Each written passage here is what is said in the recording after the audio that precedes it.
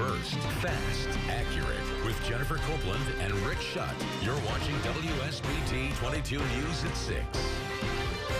Will a South Bend abortion clinic lose its operating license? That is what an Indiana administrative judge will have to decide. Well, the State Department of Health filed a complaint against the Women's Pavilion. WSBT 22's Suzanne Spencer has been looking over those documents for us. And Suzanne, that complaint was just filed a few days ago. Rick, Jen, asking the state to revoke the license for St. Joseph County's only abortion clinic. All of this is happening at the same time the clinic's primary physician is waging a battle of his own.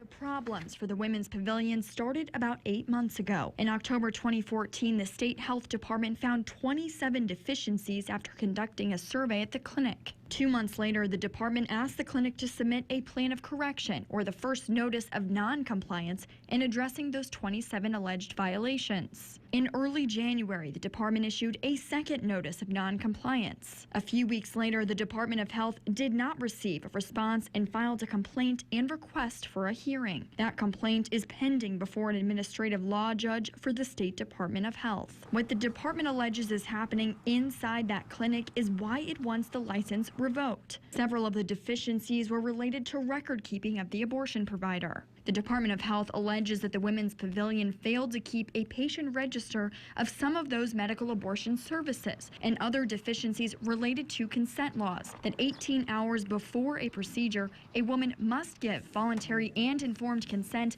view the ultrasound, and hear the heartbeat. When the Department of Health asked to see copies of the policy and procedure for several patients, documents indicate the clinic did not provide them.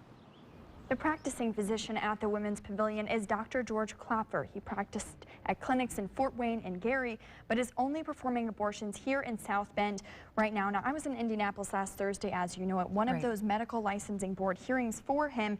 He's expected to have a hearing, a full hearing on this later sometime this year.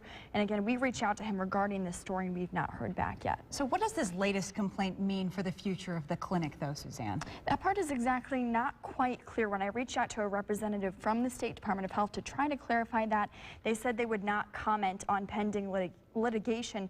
Again, it's still not even clear what it would take to keep the clinic open or closed because of all of these different suits with the State Department of Health. Some wait and see on some of the litigation. Yes. Because there's involvement with that. Lots of unanswered questions. Yeah, Suzanne, thanks very much.